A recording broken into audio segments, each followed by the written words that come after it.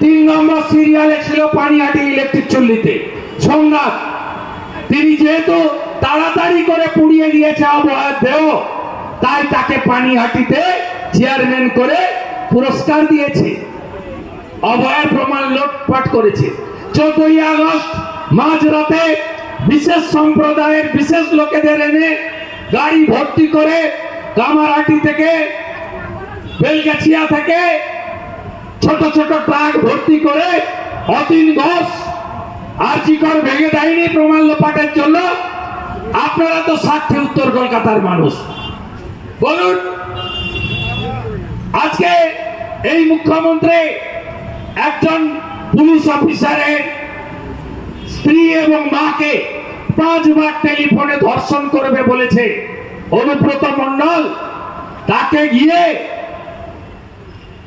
পার্টির কনভেনার, সরকারি post এসআরটিএর chairman, নিরাপত্তা বৃদ্ধি 18 জন সিকিউরিটি, মুখ্যমন্ত্রীর প্রশাসনিক সভায় আলো করে বসে আছেন।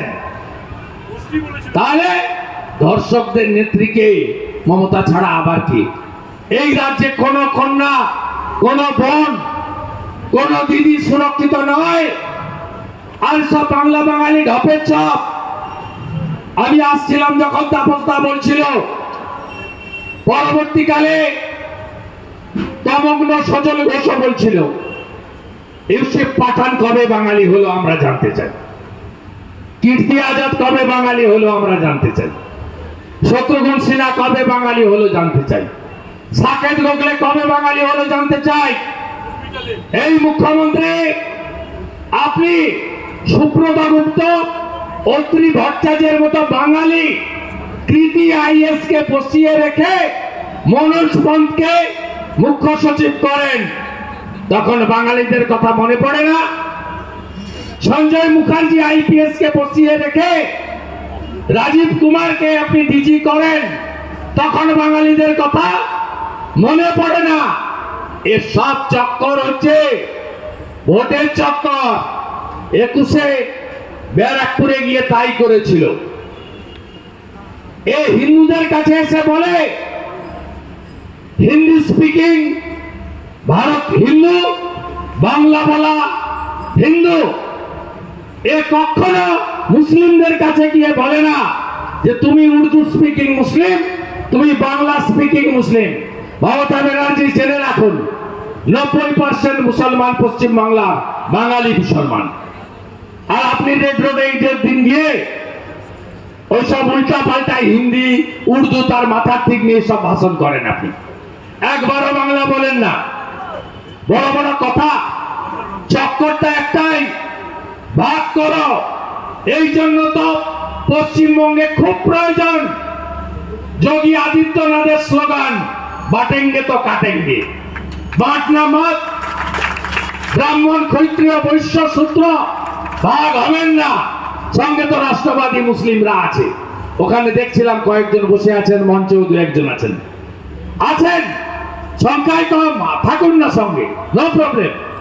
আমাকে ভুল বুঝবেন না, আমি কোথাও বলিনি মুসলিমদের ভোট চাই না, আমি বলেছি পাই না। এটা কঠিন সত্যি, কঠিন সত্যি। আমাদেরকে ওই এলাকায় ঢুকতে দেওয়া হয় না। মুসলিম এলাকায় ভারতীয় জনতা পার্টি নিষিদ্ধ। মোদিজির রেশন নেব, ওটা আমার অধিকার। মোদিজির প্রধানমন্ত্রী আবাস নেব, ওটা আমার অধিকার। মোদিজির স্বচ্ছ ভারতের শৌচালয় নেব, ওটা আমার অধিকার। মোদিজির নলে জল নেব, ওটা আমার অধিকার। কোভিডের ভ্যাকসিনটা নেব, 2টোর বদলে 3টে নেব, ওটা আমার অধিকার। জনধন যোজনার সুযোগ নেব, ওটা আমার অধিকার। কিন্তু ভোট এলে বলবো এই বিজেপি হিন্দুদের পার্টি, জয় শ্রীরামের পার্টি। সেই কারণে আমি বরাবর বলি যে জাত পাত পথ পথ থাকবে, অস্বীকার আমি করব না। কেউ রামকৃষ্ণ মঠ মিশন করুন, কেউ ভারত সেবাশ্রম করুন, কেউ ইস্কন করুন, আপনারা করুন না। ঠাকুর অনুকূল চন্দ্র করুন, বাবা লোকনাথ ব্রহ্মচারী করুন, যা খুশি করুন। ভারতবর্ষ সংবিধান আপনাকে স্বাধীনতা দিয়েছে, কিন্তু at the end of the day আপনাকে ভাগ হওয়া চলবে না। যোগীজি হরিয়ানায় বলেছিল বাঁটনা মত বাঁটেঙ্গে তো কাটেঙ্গে। নরেন্দ্র মোদীজি মহারাষ্ট্রে গিয়ে বলেছে बांटेंगे तो निर्ममता का सहित काटेंगे जैसे औरंगजेब ने काटा था।